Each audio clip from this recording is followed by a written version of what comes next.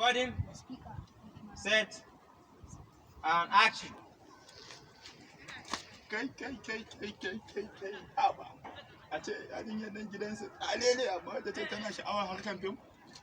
To, Wato, cigaba da ina ɗaukan kafa. Action 2. baby. Ashe haka ku. Wallahi ku. To amma ban ji daɗi ba da na ganki da wannan shiga. Saboda me? Kani ba zan kai ni babban darakto ne, wizi ya kamata ki sa. Wizi kuma. Yanzu ma fa da ƙyar na samu. Yanzu kin san me zai faru? Ya kamata ki koma gida ki canzo kaya. A'a gaskiya ba zan iya koma gida in canzo kaya ba. Ka gama wannan jaka kuɗi ne. Idan na fice ki ne a cikin wannan. Kuɗi na cikin wannan jaka.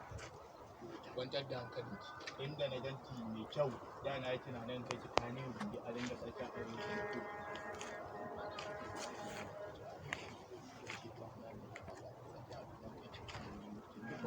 Action. inda na ganki fes din nan zan kai ki kane ne a sarki aro Arewa 24?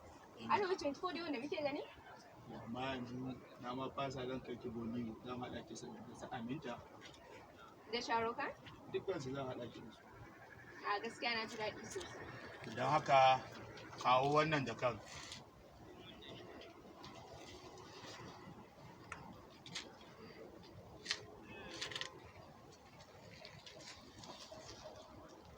kawo wannan jaka na zage mata to na zage dama har yanzu akwai irin ku makaryata masu ci da fim Ina ruwanka?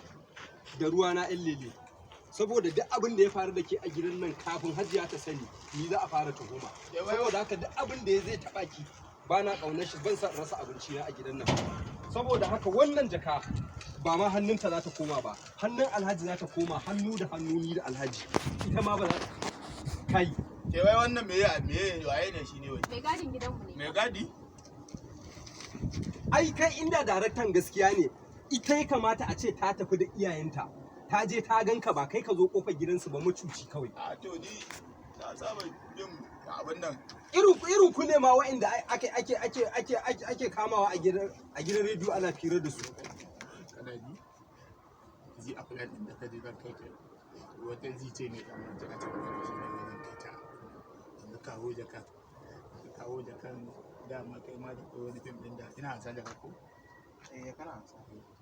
zi a plan din wata ce ke tabbata da ce shi ne yanzu kawo jakan sabon fim ma to ba zi mai dan wake ba mai wainar rogo ta ci ubanta ka ganni kamar ɗurin gona